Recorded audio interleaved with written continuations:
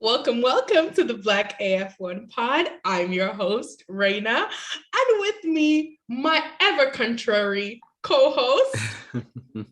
Hey guys, it's Roy.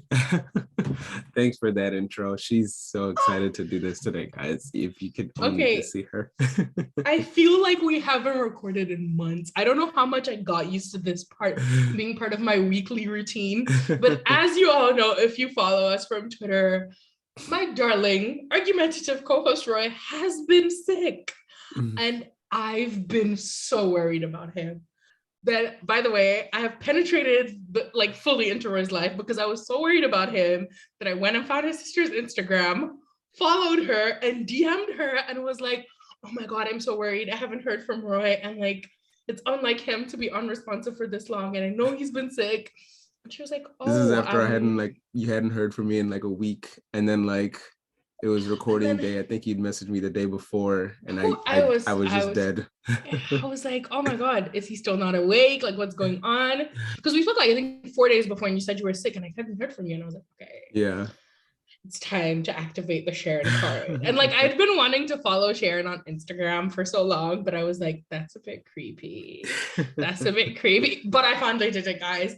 Anyways, if I tell you, I have missed you guys so much. Like, let's just say I'm in a relationship with y'all and y'all don't even know it. Like, I'm just gonna, this is gonna be a whole long ass episode. It's gonna be 2 parts. Well, I guess 3/4 Miami Grand Prix and then 1/4 news and whatever else we've missed. And it's gonna be like, a massive, we're gonna try not to make it too long, but then already from the way I'm rambling during the intro, I'm kind of feeling that's gonna be difficult.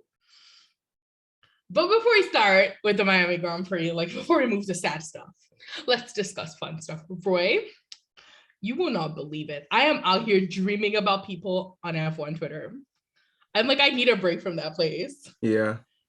Like, I had a dream before we get into it too quick, I owe them a quick explanation. So sorry guys, I have been like, you don't need to apologize for being super sick.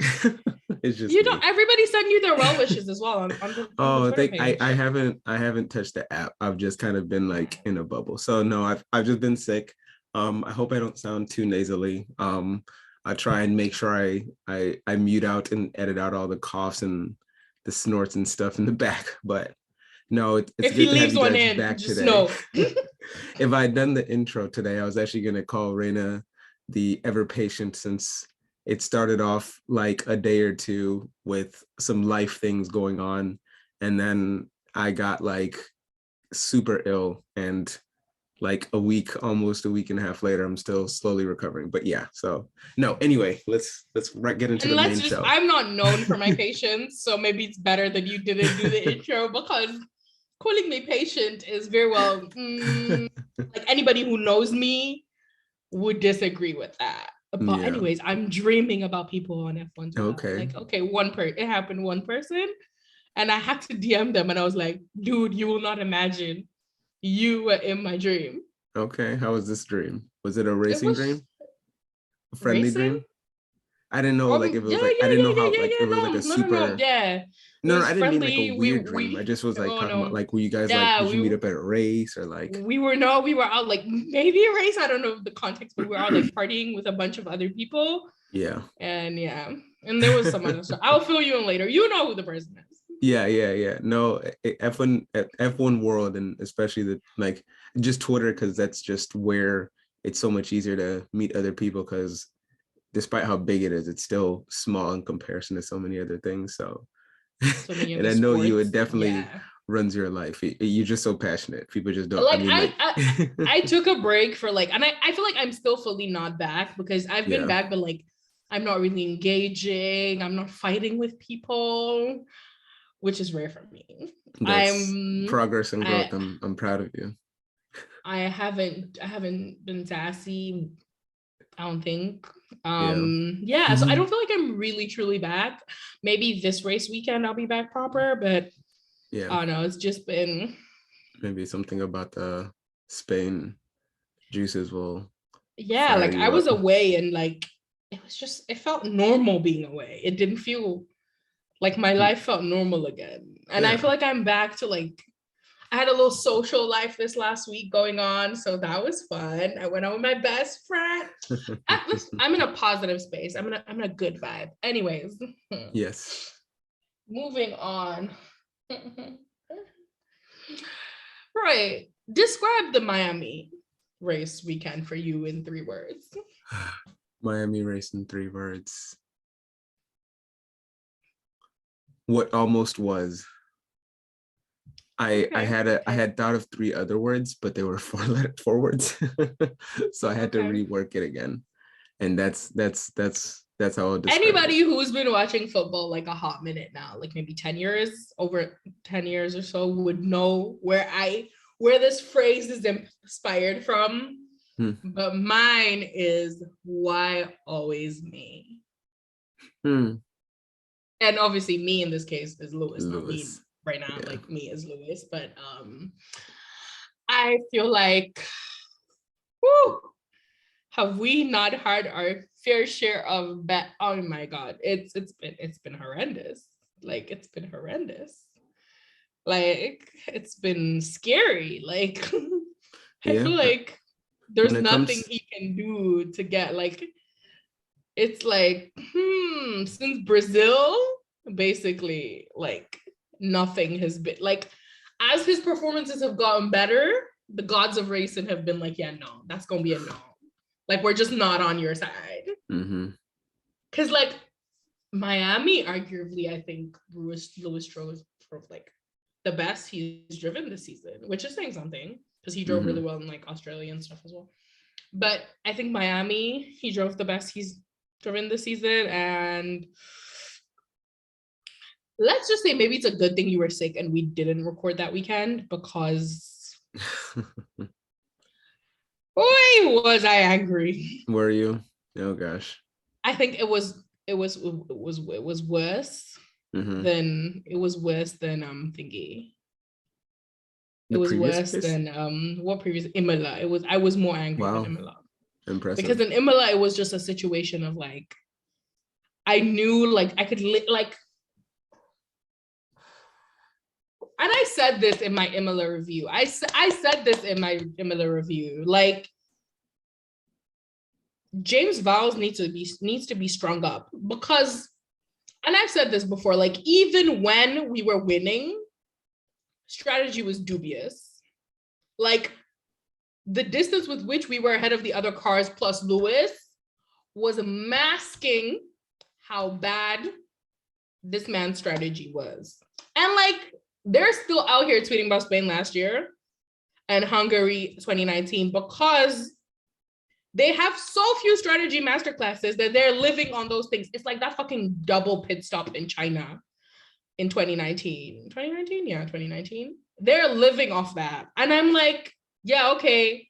And like, they have the audacity, oh Lord, the audacity to tweet on their page about their stops this Miami week.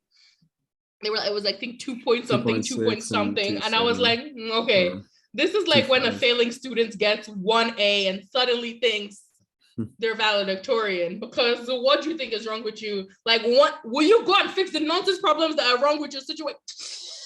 The way I hate these people right now, the way I'm so angry with everybody. And honestly, the only thing that's calming me is that Lewis is living his best life.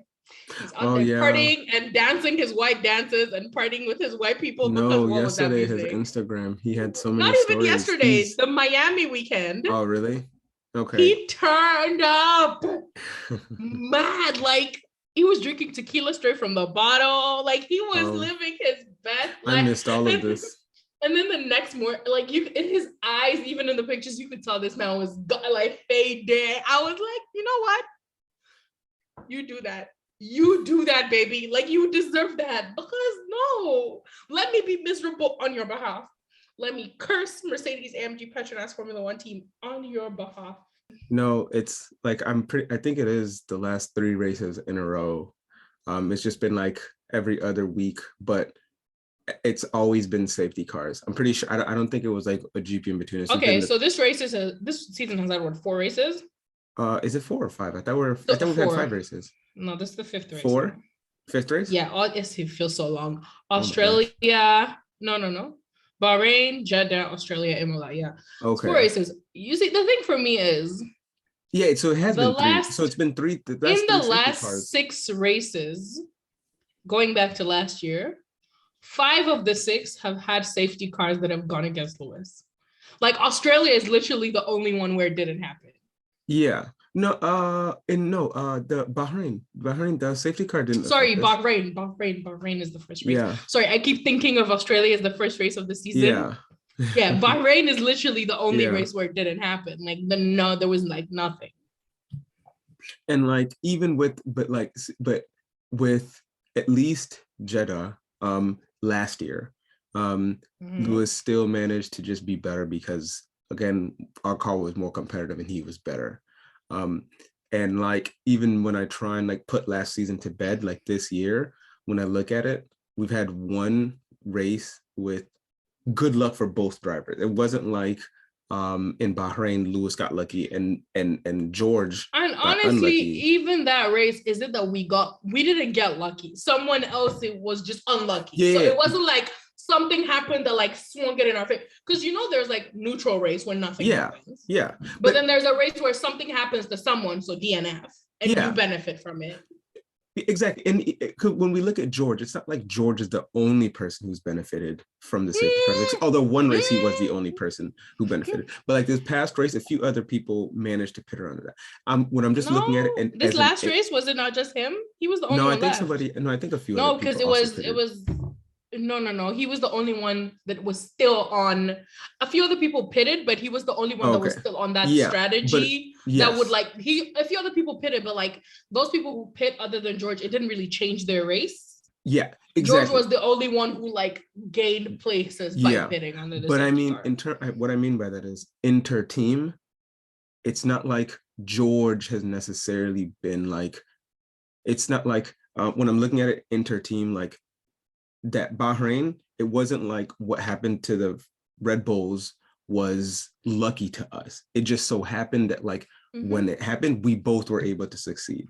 And then ever We were since both right then, behind. Yeah. every safety car that's happened has directly benefited George while directly hurting Lewis, right? Like, and again, Right. Yeah.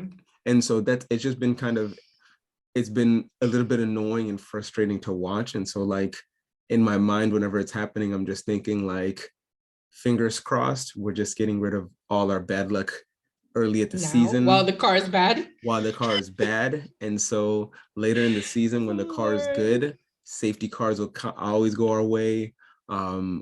Anything that can go right will go right, like the opposite of Murphy's Law.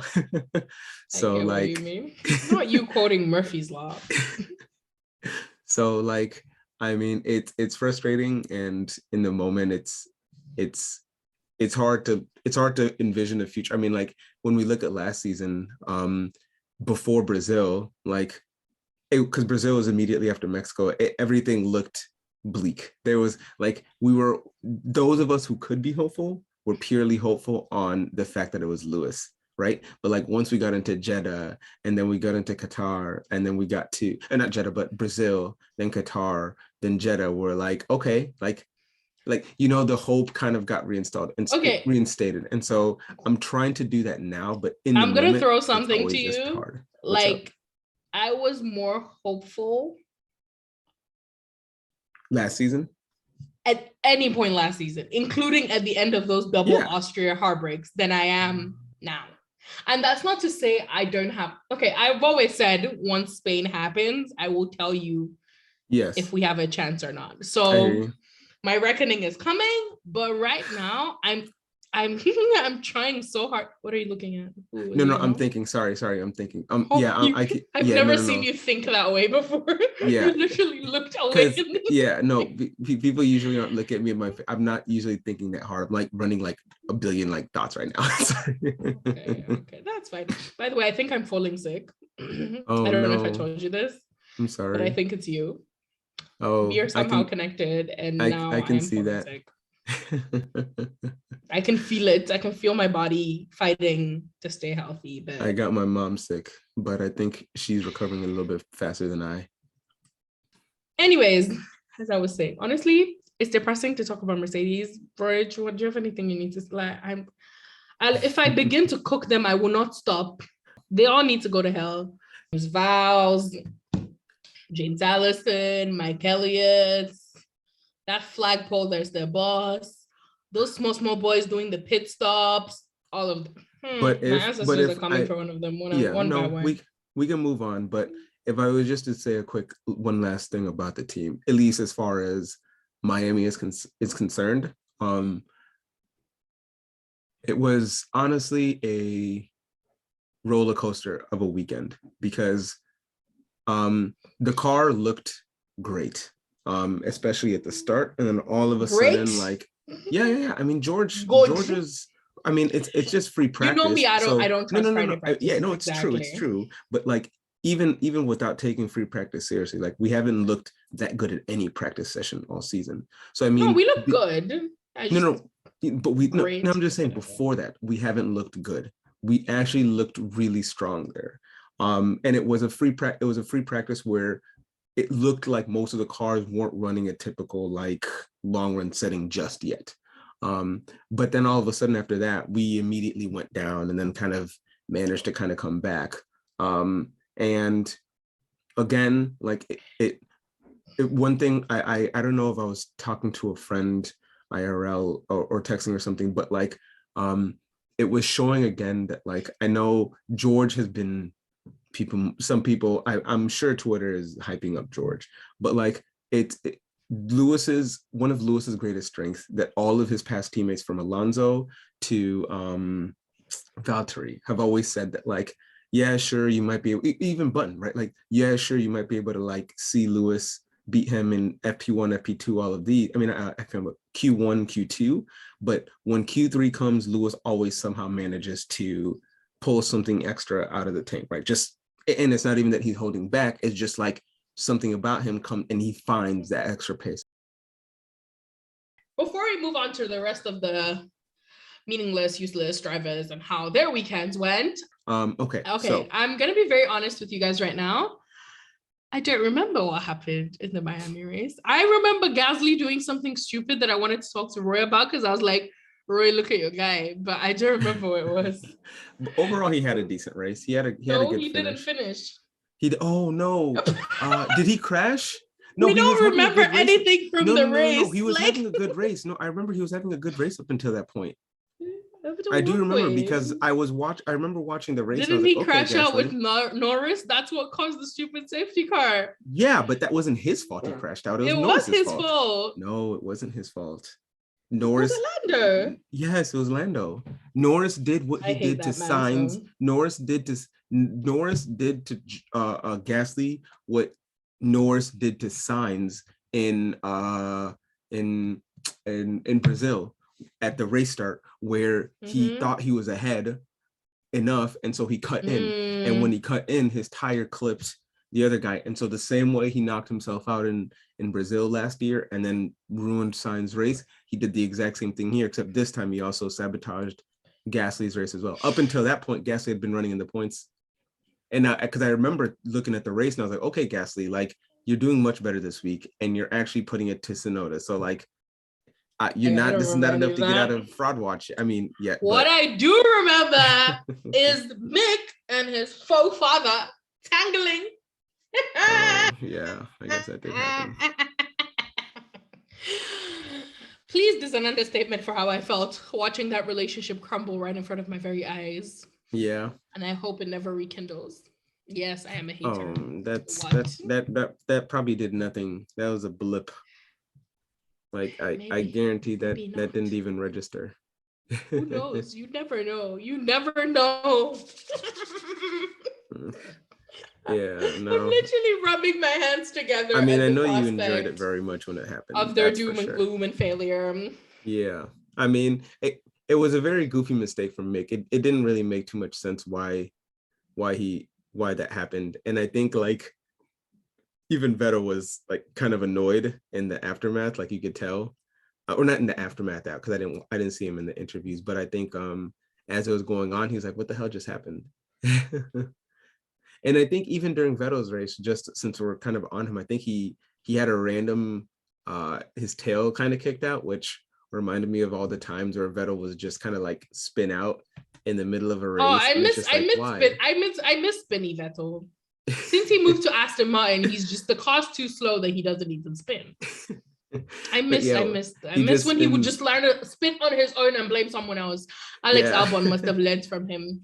Yeah, no, so he just spun on his own at the race, and I was just like, oh no, Vettel, you gotta fix this. You can't keep doing this still. You know what I would like to point out? Yes, ma'am. Nicholas Latifi has really imbued the spirit of Mazzy Billion this year, because he is 21st in a 20 driver championship. Yeah, it's wild. It's wild. Like, how did it get this bad with Latifi? Like, how did it get this bad?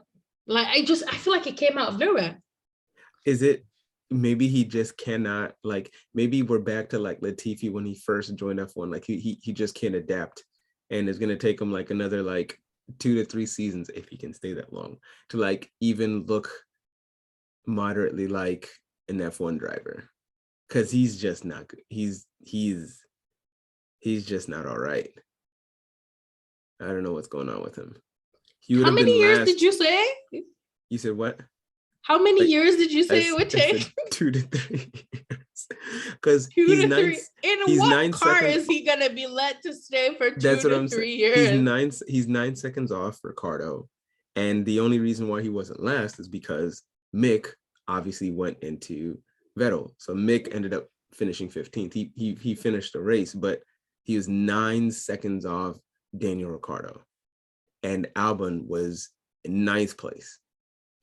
And Latifi was in 14th. Honestly, 9 seconds my most frustrating part about this season is that Latifi is making Alex Albon look like a good driver, and I'm not pleased with that. Like, he's making me, I'm very well upset about that. Like, but again, like, so I disapprove. So here's the thing. I mean, drivers will say whatever they want, and friends will say whatever they want about their friends, right? So George has said that Albon was better in F2 than he showed while he was at Red Bull. We're gonna take that at face value. I agree. We'll take it for what it is, right? Red Bull. And so, like, the problem with how bad Latifi is driving this year is the same thing we had with the problem with how bad Mazepin was driving last year. We couldn't get an accurate gauge on how Mick was as a driver because he was just bodying Mazepin the whole year, right? And so now when we have Albon just so easily beating Latifi and also running into points consistently, or at least like, consistently now, since it's only 4 races, right? Like, it's hard to gauge how good the Williams is and also how good Albon is, because we don't know just how much of that is him out driving a car or the car really being decent. And if he had like a much more competent teammate, we'd be able to see, right? Because then we look at like Alfa Romeo, and we can Alfa Romeo with Valtteri and Zhou. Like, Zhou has done pretty good for his first season, but Valtteri's really shown the skills that he had all along at Mercedes. Just Lewis overshadowed him with how well he's been driving. And even when we look at Haas again with K-Mag and Magnussen, right? Like, save for this race, K-Mag has very much been the obvious best driver at Haas this year, right? And so, like, we're missing something like that at Williams to really be able to gauge. And so I'm not going to yet say that Albon just isn't that good. I know that's what you feel. I'll give it to you. I don't feel it. I know it. You know, excuse me. It has been spoken to me, which is front of him. Let's not even get started on that. Yeah, but no, I would say you're silly. But yeah, no. So like, it's been hard to really kind of gauge Williams. But since I kind of used Valtteri and Alpha real quick, Valtteri had a good race. Sure. Valtteri had a good race till he pulled a Valtteri. And Yes. nah, Yes. nah. When he went into that wall, I don't know what he was doing. It was the funniest thing ever. I was like, brother Valtteri, come on. I won't lie to you, just because of how much newer his tires were than Lewis, like, even though it happened, I was just like, but I was a little bit happy because Lewis didn't have to necessarily challenge him, because while we did have more pace because he wasn't ever able to fully kind of come back, but even though he did kind of close that gap in a little bit. No, actually, no, he didn't. I lied. I take that back. But it just made it where they were both able to pass him in one go and not have to stress about it anymore. But he really was running in 5th place for like the whole race until the very fateful end. And likely it would have just been Lewis he would have had to deal with had we not had the safety car and had those kind of issues caused from that. And so, I mean, he's in an Alfa Romeo. Our car is terrible, but the Alfa Romeo car is good. And he is putting it to his teammate pretty handedly. And Joe hasn't, I mean, he's not phenomenal. He's not the next world champ, but he's had a really good, he's had a good season. He hasn't had any big, like, major flubs like other people have had in their first years yet. So no, I think Valtteri had a pretty good race. He did Valtteri things. He didn't mess up the start like we thought. We thought Lewis might be able to just quickly kind of, eat him up real quick and be on his merry way, but he did a good job in having excuse me, a decent race to that point. You're like, I don't care to talk about it. We can move on. It's not it was sorry, it was, I just got distracted. I would just like to point out that my second favorite driver in Formula One has 24 points in a car that spontaneously just falls apart, while his 2-time World Drivers' Championship teammates. I finally got there. I was struggling. Some people's goats. Some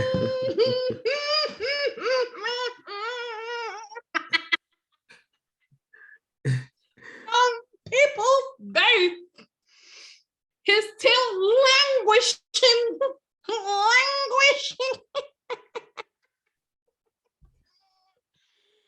With 2 points. So as they say in his language, I can't remember. Oh my God, how'd you say 2 in Spanish? Dos. I can't remember. Dos. You dropped off the French. S's if you were speaking French. No, no, because French is what I'm learning currently, so my brain went there. Dos. What's points? Puntas? I think no. Is that points? Puntos, I think. Puntos? Okay, puntos. Anyways. Yeah. Let me go back to my colonialist tongue. 2 points.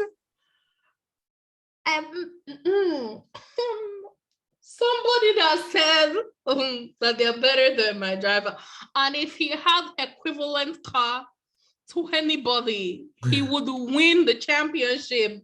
He's languishing with 2 points.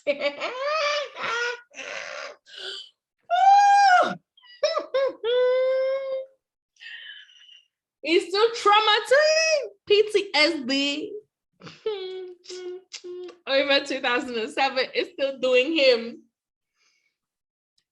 Half of the people on F1 Twitter were not born when this man last won a championship, and I'm not joking, because I'd be seeing tweets from 15, 14, 13-year-olds, and those people were not born when Alonso last won a championship with his racist ass. Anyways, the highlights of my weekend since Mercedes started disappointing Lewis, is watching Ocon outscore Alonso all the time. Yeah, honestly, it pleases me so much. Bestie doing what needs to be done. Facts. I was that race started and I was like, okay, Alonso is finally going to beat Ocon this season. He's finally going to get his race and the Formula One god said no. They knew. Ocon continues. That man will never succeed in his life. Amen. Success will be the antonym of the rest of his life till the day he dies. I've said it. No, I mean that. I mean that. Roy That was doesn't a, like it when I'm mean and I swear for people, but this man deserves it. no, no. Yeah, you can do it. I have no problem. Alonzo's. You can always slander Alonzo. Anyways. Yeah, no. Let us I'm just move moving on. down the grid. Because I want to save Ferrari and Red Bull to talk about them in combination. But yeah, no, I mean, how about K-Mag? How did you think his race went? Specifically him. Did he finish?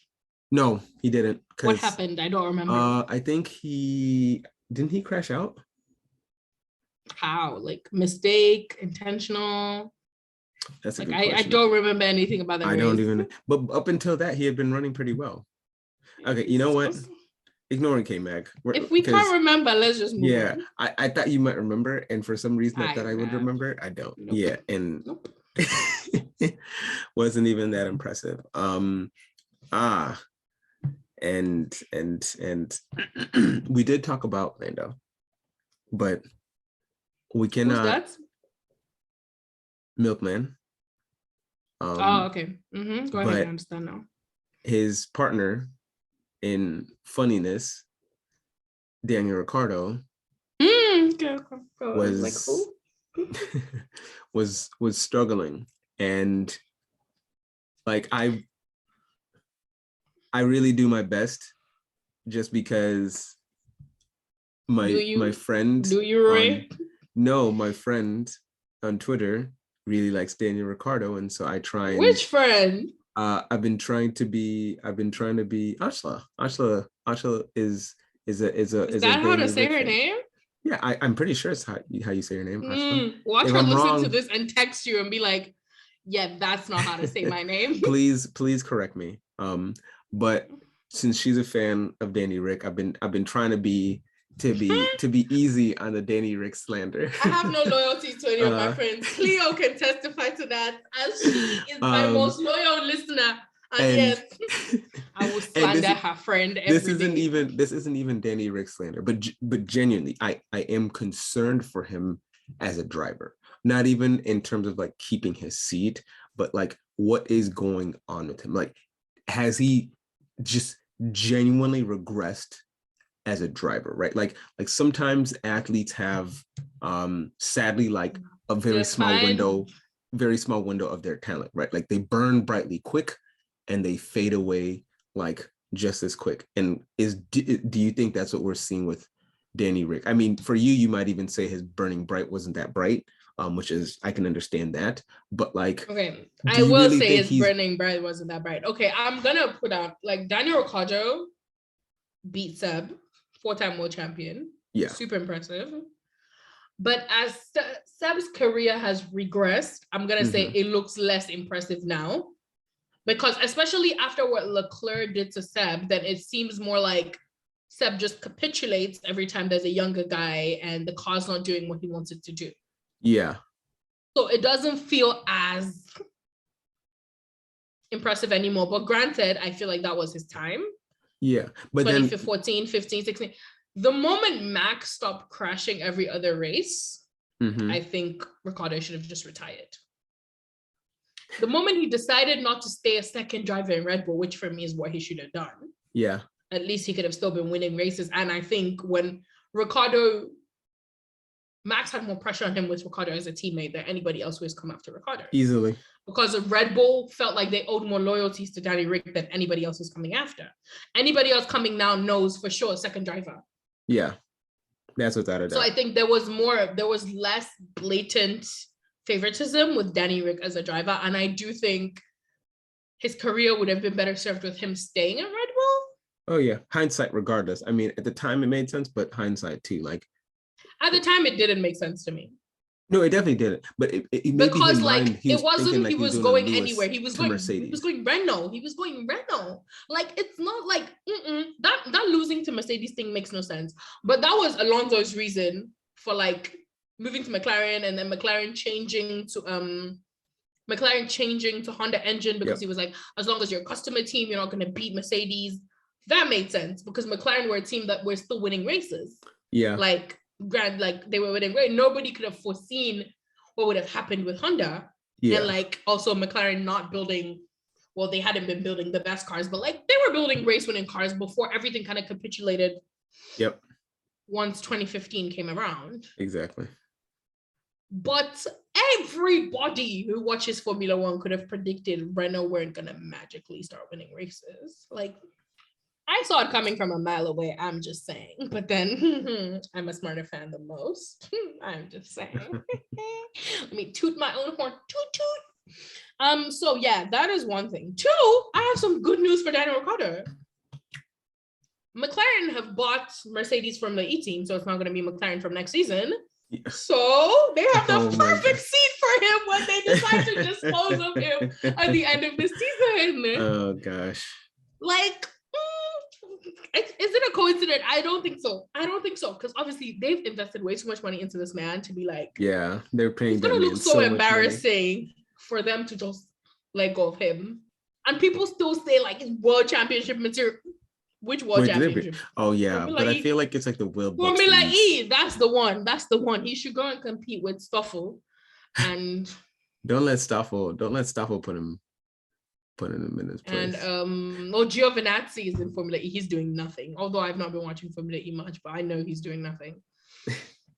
Because we haven't heard his name. No, I watched like the first race of the season and the first two, I think, and he was like qualified like 24th or whatever the last position was. Oof. Exactly. Not oof. Exactly. Oh my god. So no, Antonio. So I mean, in my professional opinion, as an F1 content creator, I think that man needs to dip. That's what I'm saying. I mean, for me, it's just I'm genuinely I can't say I necessarily feel bad for him because I'm not a fan of his anymore, but I genuinely am. I mean, because I'm me, so I feel bad for everyone. Like I do feel bad for him a little bit, it's cute. and I'm concerned because it's always sad seeing somebody who had so much potential at one point.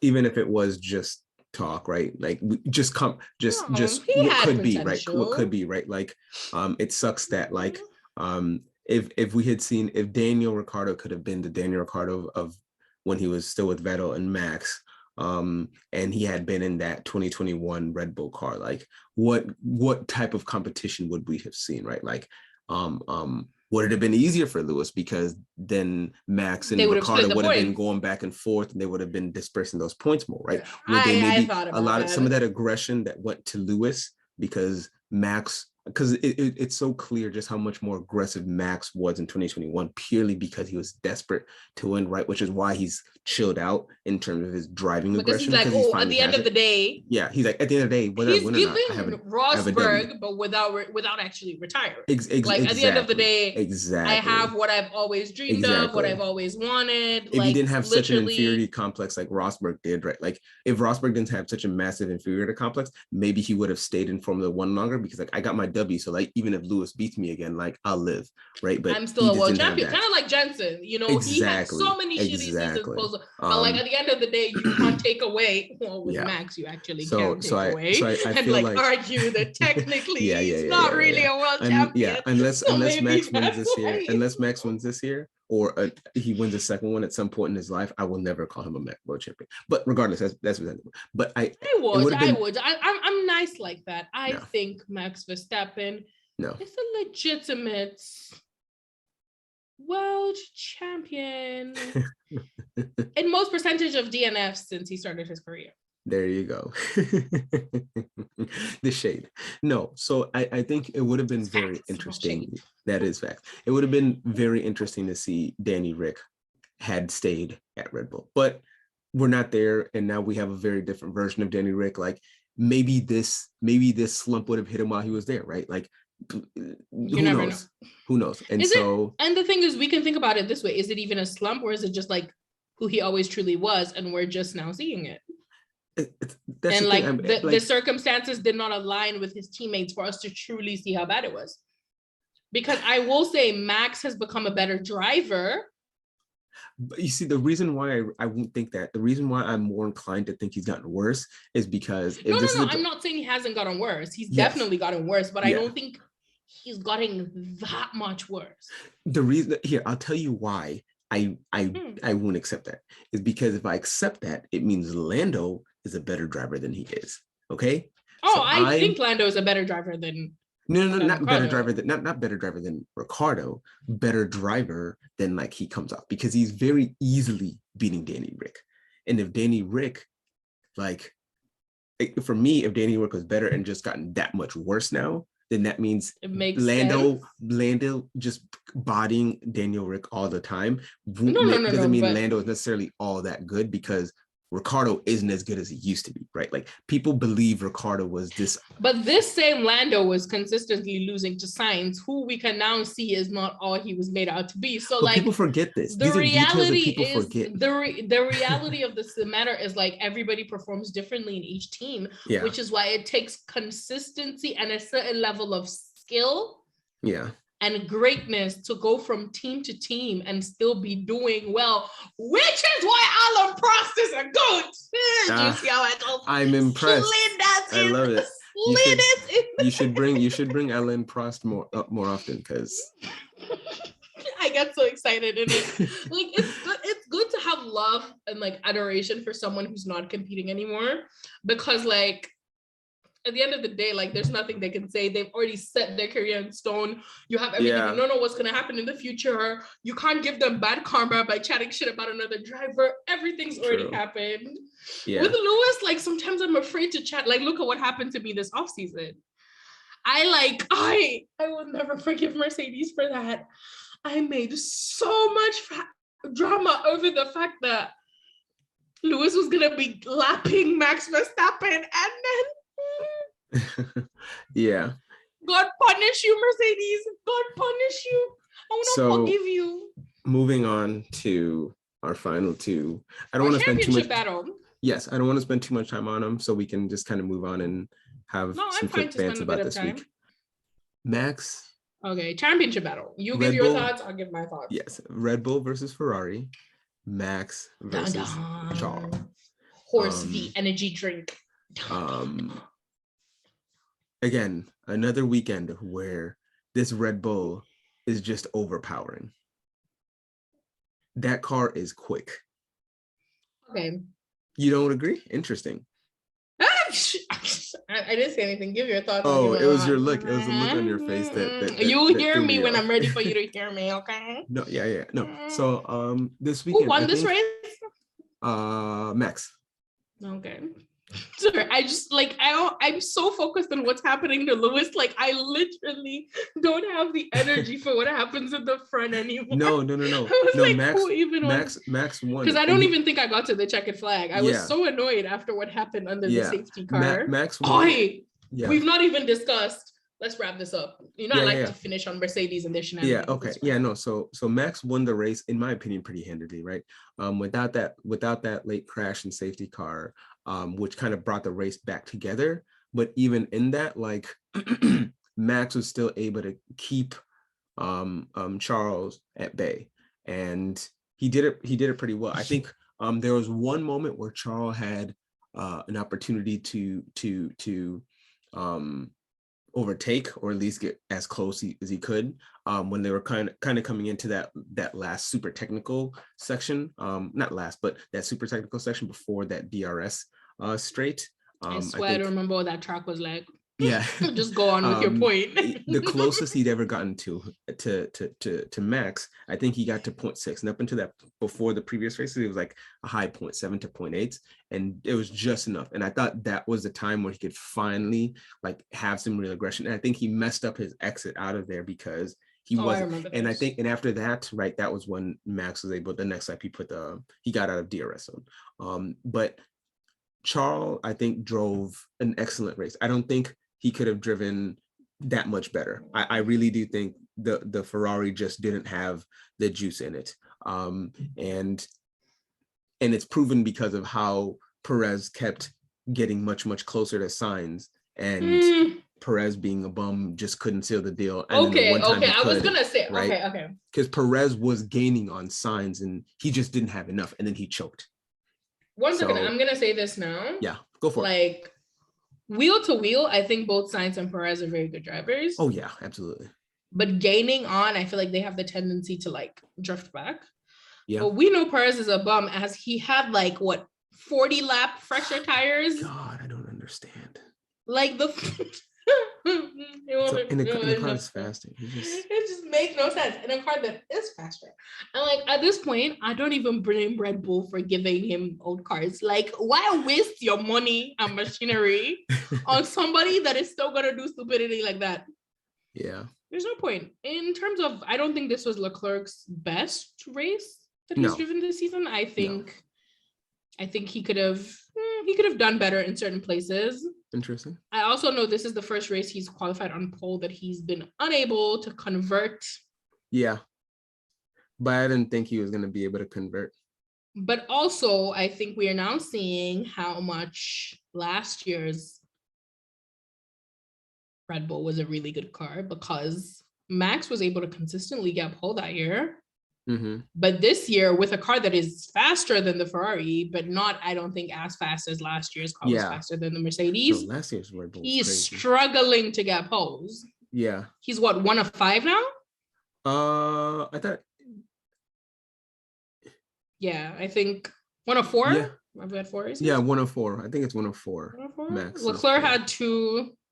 Perez had 1. But I think the one he had, didn't Max have an issue, or was it just Perez was better? I can't remember. No, Max got lucky under the safety car, the race that Perez. No, Max didn't have an issue. That's the thing. He gets so close, and then Q3 comes, and then he's faster all through, and then Q3 comes, and he was complaining about something, but Perez. Yeah, so you're right. Yeah, he's always complaining about something. Yeah, 2-1. I don't trust. He's like the boy who cried wolf. I don't trust his complaints. Anyways, I think this season is showing us. Remind me. Don't remind me. Moving on. Let me not distract I will you. say that for me, the Red Bull has always been the faster car this season, and I feel like you are starting to see that now. But are you 100 sure now? I mean, I'm 100 sure now. For now, but pre-upgrades. Yeah. No. Yeah, it is. I think it is the best car. Anyways, this is the first ever race in Leclerc's career that he's had pole and he's not converted that to victory. Yeah, and that's tough, but a reality. It's a reality for him, and it's also the reality of like he needs to be able to overtake people because clearly he's not able to do that, which is why he's not winning races where he's not getting pole. Like, what's your issue, bro? To be honest with you, like when I was watching qualifying,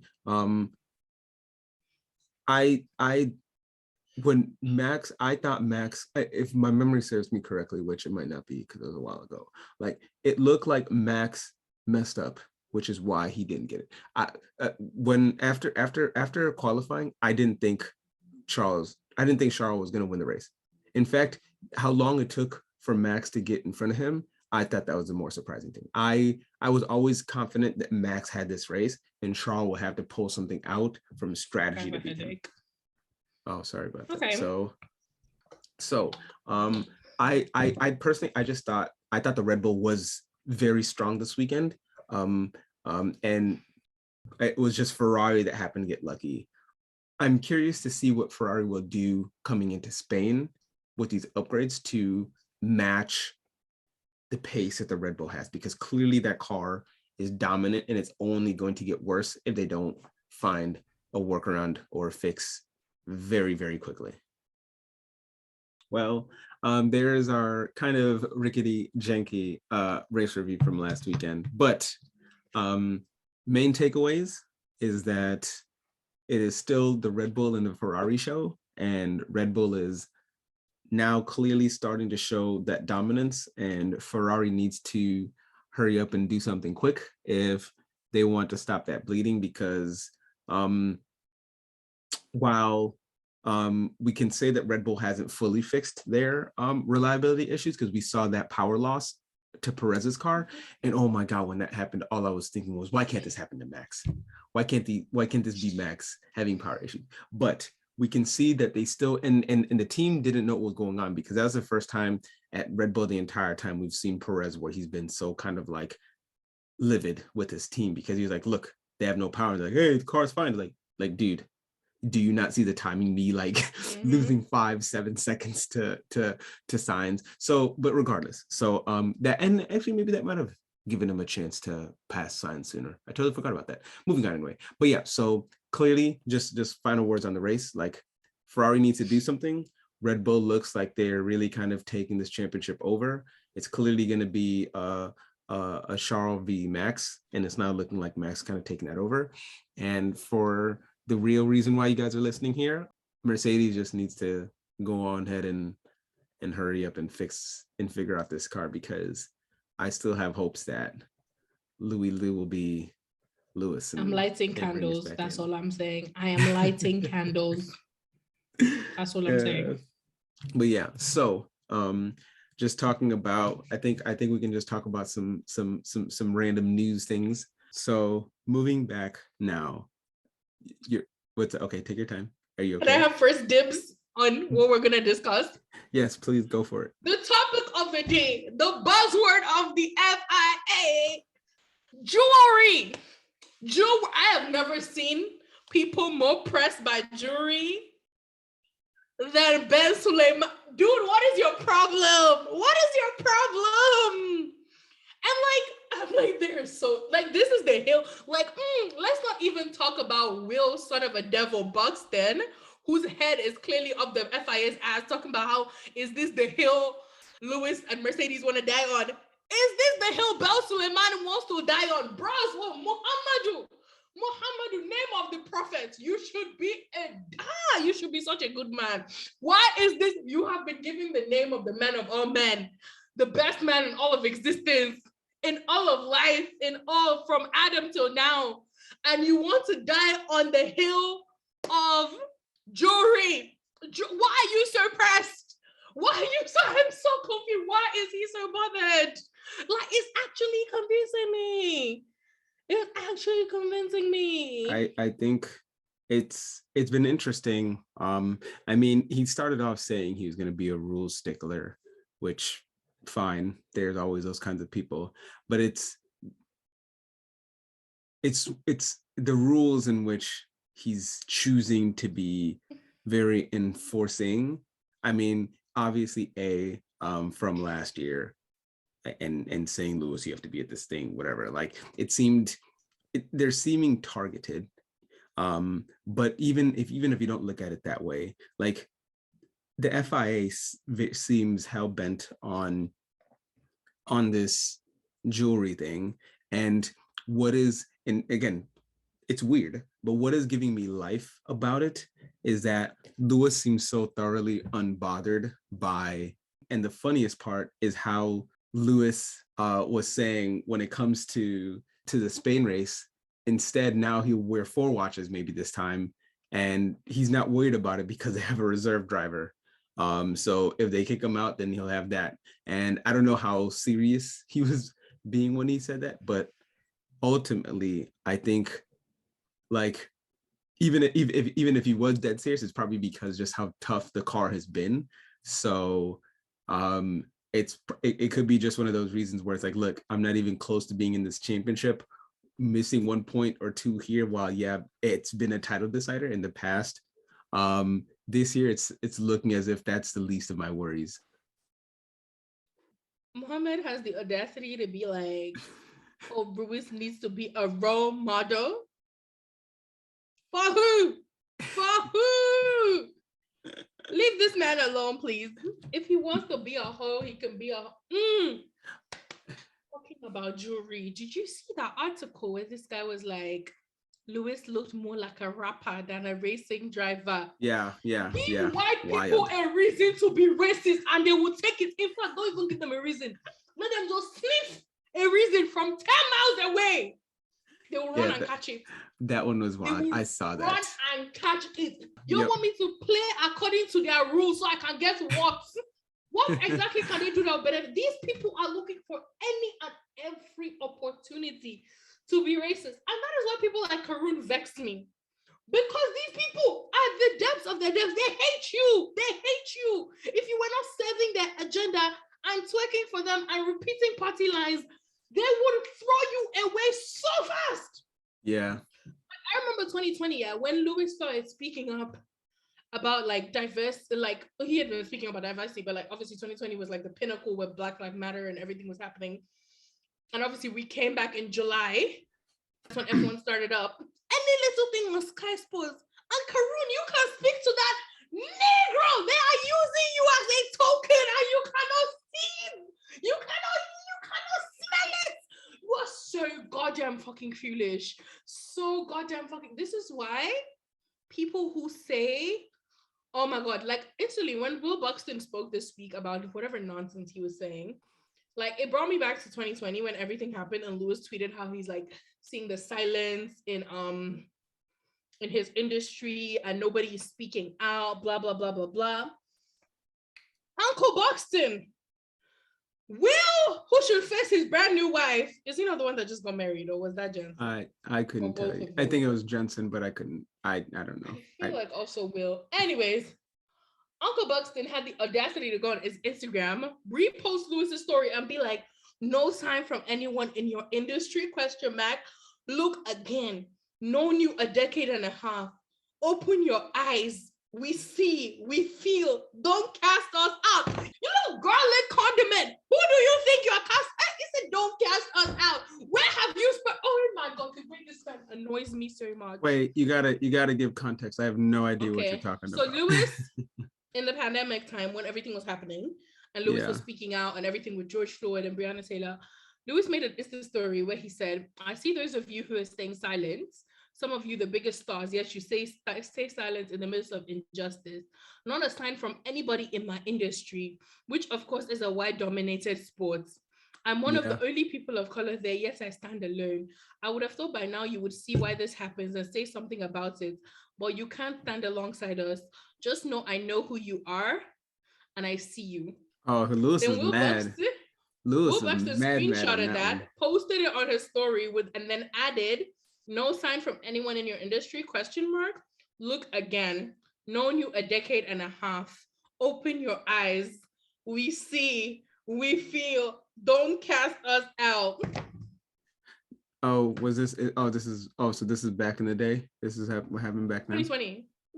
But I mean, 2020. But I mean, that's in line with like again, we're Black AF1, so we talk about race issues. That's just in line with what like most white people who consider themselves allies do, is like they're more offended when you try and call them saying they're not doing enough. Yes, not doing enough, or being not doing at all. Or close to being race adjacent than anything else, right? Like you say you're not an ally, or you say calling them racist is worse to them than seeing racism, right? Because like it especially if that was the entirety of his post, like, and not at no moment, and he spends, that's what they always do, they get defensive. At no point does he address, yes, I've been here with you, and on top of that he could have said, but regardless, what is going on is bad and we really need to do, but they don't even do that, because their entire identity is just Lewis's fault. Protect his, in fact, let's say Will was doing something, Lewis's post said not one person. Obviously, that's just a generalization. Maybe there's one person, maybe there's two people. That is still not enough people. Yeah, and on top of that, to me personally, I think people like Will Buxton or fake allies, or not actually, I don't want to say fake allies, they're just not allies, right? People like that, I think, are the worst enemies of progress, because we know who the racists are, we know who and so we know that we're gonna get nowhere with them, so we don't even deal with them, right? Like, I see a racist there, I'm glad I see him, because I know what I need to do with him. But the people who think they're helpful to you but they're not, right? Those are the most problematic ones, because when you're trying to advocate for things, when you're trying to like really push for things in the sport, move it forward in certain meaningful ways, right? They're the same type of people who won't be able to see the parallels with what happened in Abu Dhabi and why it caused so many so much trauma to so many people, right? Because in their minds, like, oh, I'm not racist because I don't say racist things and I like Black people and I have Black friends and minority friends. So like, fine, but like, they don't understand it moves on beyond that, right? Which is why Natalie Pinkham, I think when Sky was accepting their award for the Abu Dhabi race, I quickly caught a clip of that, right?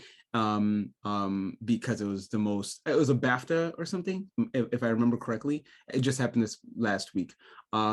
After whatever guy said his little speech or whatever for accepting the award, I think she walked back and they were about to walk up. She walks up to the mic and she says, and thank you specifically to Lewis Hamilton for your push in diversity, inclusivity, especially in the sport and like the ways in which you're doing. Like she went out of her way to make sure. Who said this?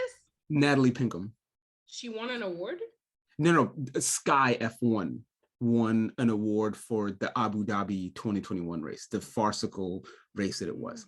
And the guy just gave a whatever blah, blah, blah speech about it. It's not worth your time. But if you just quickly look up Natalie, what she said at the end, like it's very, very impressive. And that is kind of like, that is, again, I don't know Natalie and what she does and all that. So I'm not going to say any more about her credentials in that area, but that there shows somebody who understands that like the impact and the gravitas of Lewis, and the way she said it, it didn't seem like she was just tacking it on to get brownie points, because she really did have to go out of her way and like reach around and move around people to say that.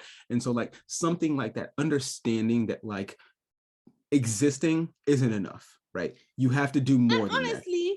Things like that, and that's just a bare minimum. It's not even up to the minimum. Exactly. And the fact that we are even praising people like this, it shows you how low the bar is.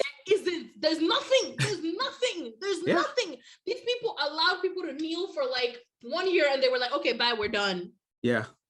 Firstly, they like separated it from the anthem so as not to offend the government. Then they stopped showing the actual thing on camera. Yeah. And then now they were just like, we're working in other ways. What ways? By antagonizing and targeting this Black man for wearing jewelry? Are those the ways? Yeah. So like I said, it's anyways, so. Every time, like, because of this is just the first thing that really pushed me towards like hating Mo Buxton, which is why I felt like I needed to talk about it. But like literally now every time he breathes, because for me it's that he's so two-faced. Yeah, he acts like he's Lewis's pal in one instant. He's like, oh, they're very close, I've known him so. In the next instant he's like, is this the hill you want to die? Yes, this is the hill we're going to die on, you son of a bitch. I mean, but that's the thing, I don't even think he's necessarily pretending to be Lewis.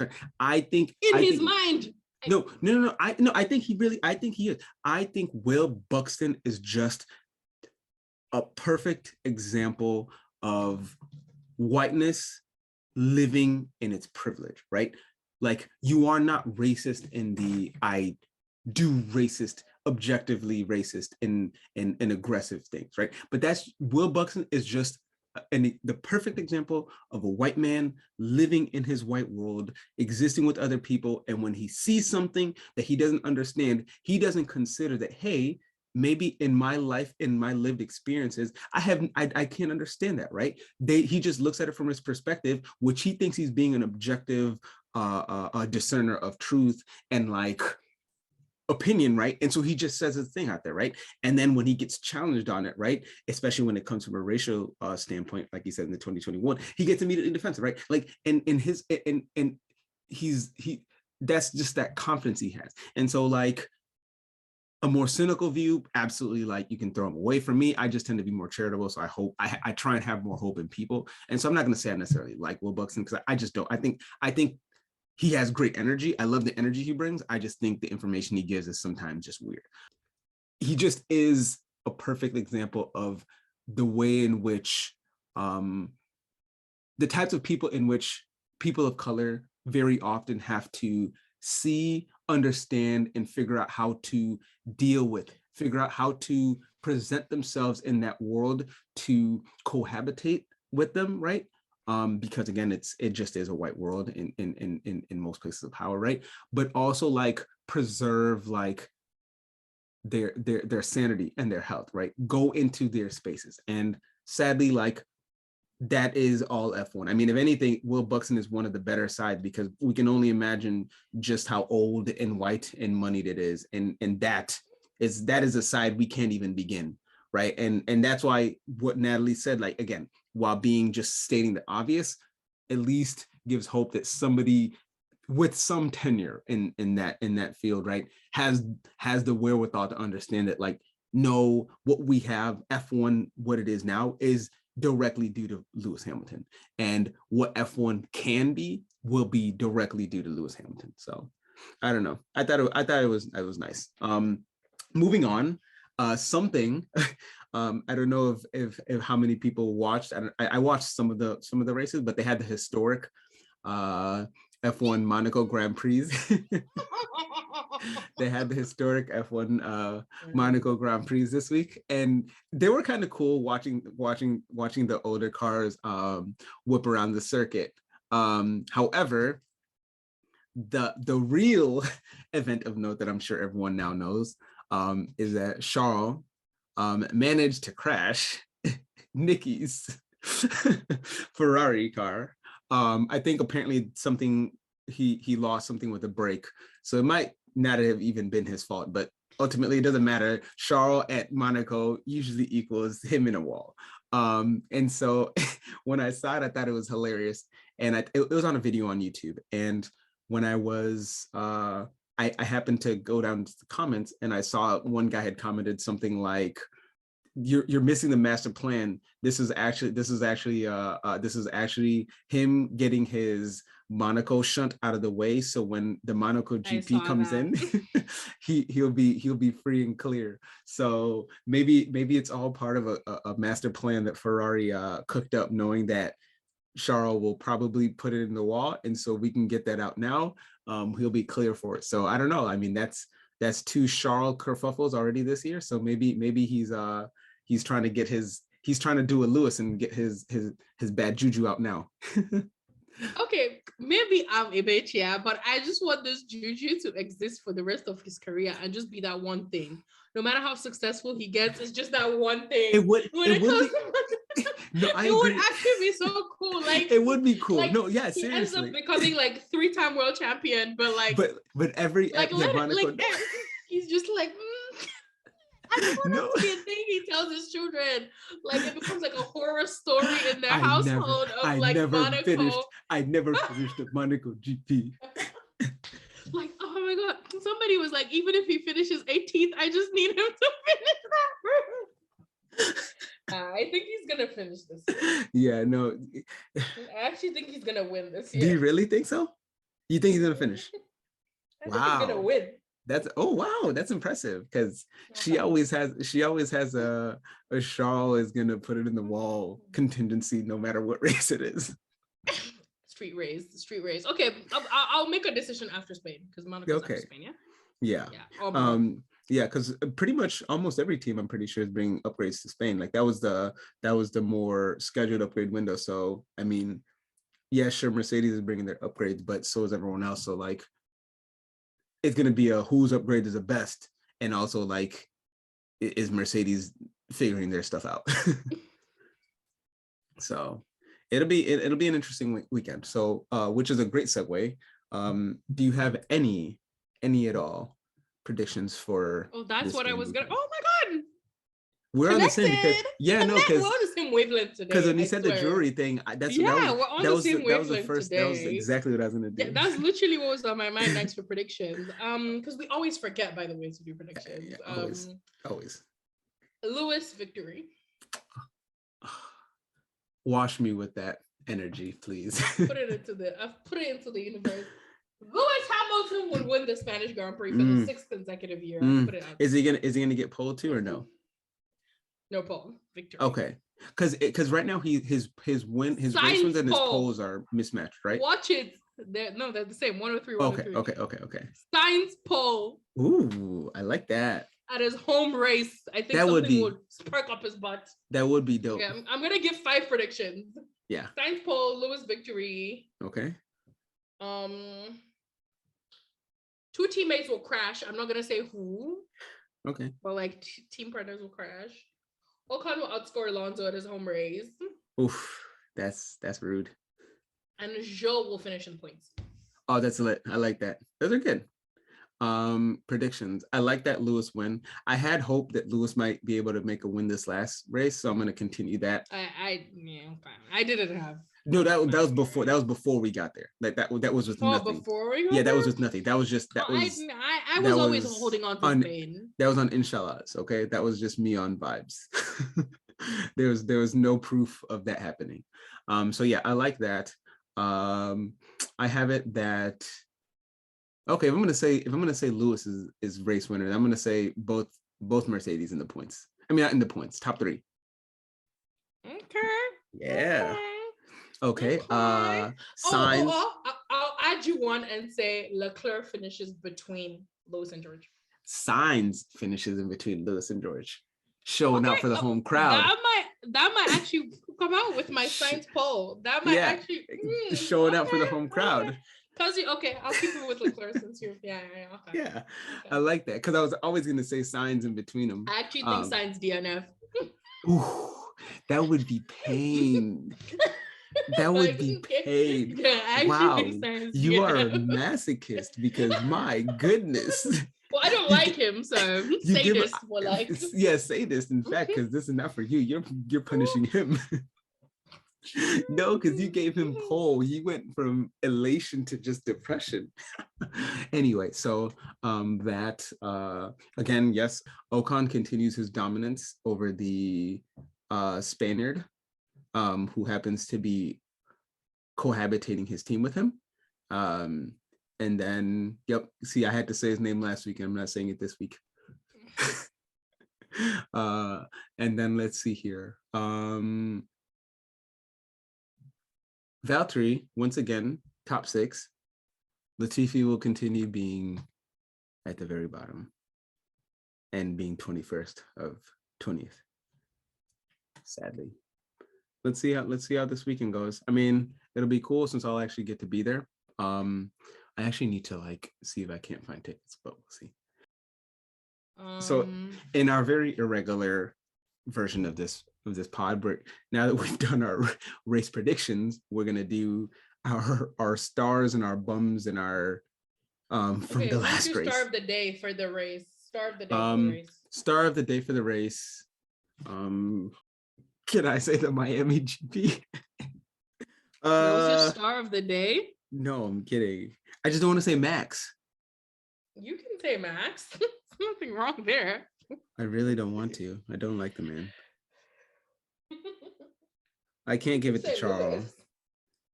I mean, he did good, yeah. You can give it to Lewis. I'll give it to Max. I won't be a hater. Okay. You saved me from having to do it. God. I give mine to I guess Albon. Give it to Esty Bestie. Esty Bestie? Yeah, okay, Esty Bestie. Esty Bestie finished 8th and he was not. 8th?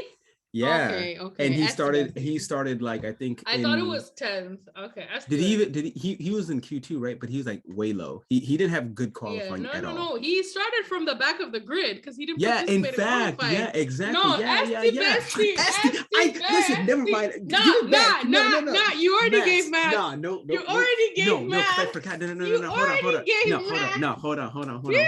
No, take back season. No, I'm take back. No, you didn't say it till I took it back. Bestie. No, because I reminded you. No, because in my mind, we've already moved on from you. Listen, no, Bestie is my star of the day. Who's your bum of the day? My bum of the day. Oh, it has to be Lando. That's easy. Oh, I thought it was. It's Lando. Where did Lando finish? Girl, did you already forget? I forgot. My brain. I'm giving my bum of the day to Martin Brando's grid walk. So Martin Brando. Yeah, that grid walk was the most cringy. I didn't watch it. Thank God. I've never felt so. By the way, this is the first grid walk I've watched in over a year, and I was like, because I just wanted to see all the celebs who were out there saying Lewis when they came with other teams. That's literally what I wanted to watch. Did they keep asking celebs? Did they ask them this? They're your friends were they asked. I think it was Pharrell who was there with Ferrari and what watch company, I forget which one. Yeah. He was there with them anyways, and they kept, I think it was it Pharrell? I think it was Pharrell. And they kept like Mario was like, so Lewis is your friend, but you want Ferrari to win. He's like, nah, I'm forever Team Lewis, but I'm here with Ferrari and like, Yeah. but I'm forever Team Lewis. And Martin kept trying to get him to say something about like Lewis doing bad this season or whatever, but he was not having it. And like, oh my God, when DJ Khaled was doing his own and he was like hyping up the Miami GP, Dwayne Wade came onto the camera and was like, they didn't want us here, but we're here. I was like, you God, Dwayne and Gab are like the hottest, most beautiful celebrity couple in existence. They're gorgeous. And like they're amazing parents too. Like it's just they're gorgeous. I love them. Okay. Yeah. Fraud watch, Roy. Our current fraud watch, to remind you, is Latifi, Ricardo, Alonso, Sainz, Gasly. Who are you trying to remove? You put Gasly in last week. Like I nominate him to be removed. Yeah, he can remove him. He did enough. You can switch him with Lando. No, I won't put Lando in there yet. No. I mean, I should, but I won't. He's been driving well. Okay, that's my selection. I put That's Lando. Your selection. Ooh. I put him in there. Who's yours? I'm happy with our I'm happy with our current fraud watch. I don't have anyone to bring in. Everyone in there deserves to be there for me. With your executive bringing in of Lando, I have no qualms because again, like he did the same. And then start of the week or start of the 2 weeks. Yeah. I mean, for me, it's gonna be my this time 100% it's my mom and my sister because for taking care of you. I was dying. And my sister called me because normally I wake up to do work in the living room, and it was like 2 hours into the day and I hadn't woken up yet, and so she came down. There food, this pill, that pill, this, did all this stuff. So yeah, they really took care of me, and it was wonderful.